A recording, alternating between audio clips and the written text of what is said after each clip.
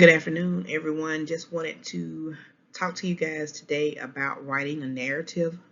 Quite a few of your courses have that assignment in there where you're asked to write a narrative. So I wanted to talk about some of the characteristics, some of the things that you are required when you are writing a narrative. One specific thing is that a narrative is a personal account, so it does not require outside sources. So there shouldn't be any statistics or information added into that because it's your personal account of something that has happened. All right, so what is a narrative, first of all? It's just a story that is interesting to the reader, or interesting for the reader, something that would be an enjoyable read about an experience or something that has happened in your life. This type of writing makes the reader feel as if he or she were a part of the story, as if it were being told directly to him or to her. So a lot of times with narrative writings is something that your reader can relate to. All right, some of the elements of the narrative writing is first, you of course need a plot. That's the who, what, when, why. It outlines and gives the narrative direction. So this is something that you're going to identify early on in the story. What is the story about? Next, our plot structure. Every narrative, every story has a beginning, a middle, and an ending. With the beginning, you're using that to draw your reader's attention, to entice them. That's where the setting is revealed. The main characters are introduced. The conflict may be presented at this point. Sometimes, not always. You might pick up the conflict a little bit later as it leads into it, but in most cases, the conflict is identified early on in the story. All right, in the middle of the story, you're going to have the characters to attempt to resolve the conflicts or whatever those problems are. The action progresses sequentially. That means in a chronological order, step by step. The climax also happens there. The climax is that turning point, the highest point in your narrative. It reveals the process involved for solving the conflicts. And then by the end of your narrative, you are telling how the conflict was resolved, how it affected the characters. No new characters or plot ideas are introduced. Theme or message understood by the reader. So the beginning, the middle, and the ending, every narrative should have those three components. Right? Your characters, they can be people, animals, objects who are affected by the actions of the plot or who are the cause of certain events. Characters could be real or they could be imaginative, but they should be brought to life through your narrative.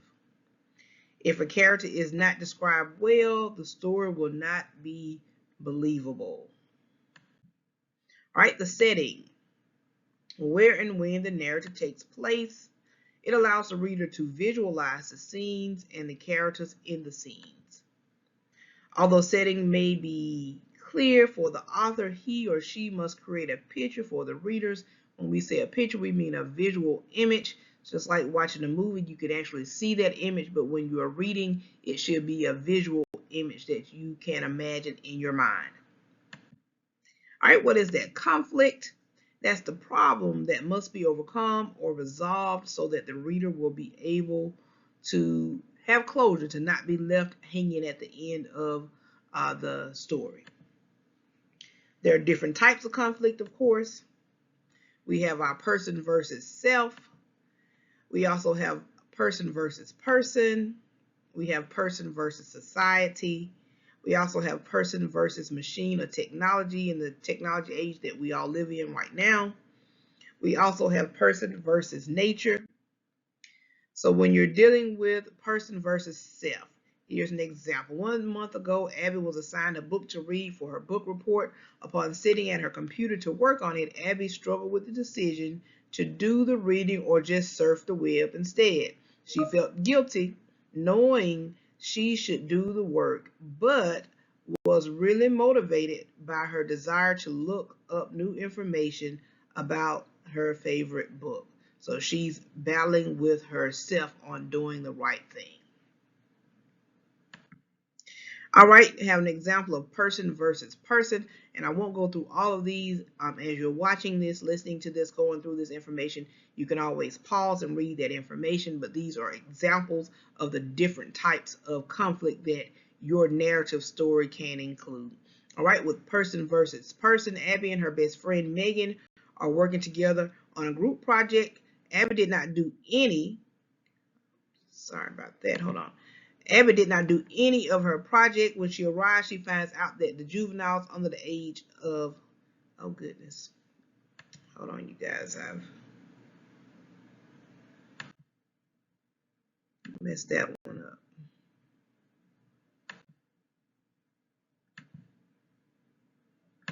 You won't let me go back. I'm sorry, you guys, about the person versus person and the different conflicts there. We're going to hop along to theme. Again, you can stop and pause these when it comes to those particular slides. All right, and theme is a message that revealed in the story is what you want the reader to gain. It may be directly stated, like in a fable, where the moral is told at the conclusion. It may be indirect, leaving the reader to decide the story's message on his or her own. There can be more than one theme for a narrative. So you might have 2 or 3 themes that you want the reader to learn by reading your story. All right, different points of view that you can write your story from. Who is telling the story?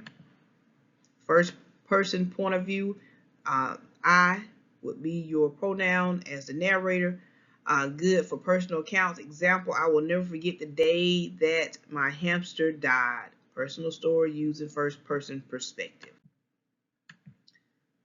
All right, third person point of view, and it's limited. He, she, it, they perspective is written as if the story is observed from the outside of the characters. The reader must guess the feelings of the characters by their actions and their words. He pounded his fist against the wall and screamed, "Let me out." Not saying I, but you're using those third person point of view, but you can tell from the writing that this person is upset or frightened. Third person point of view, and it's omniscient. He, she, it, they.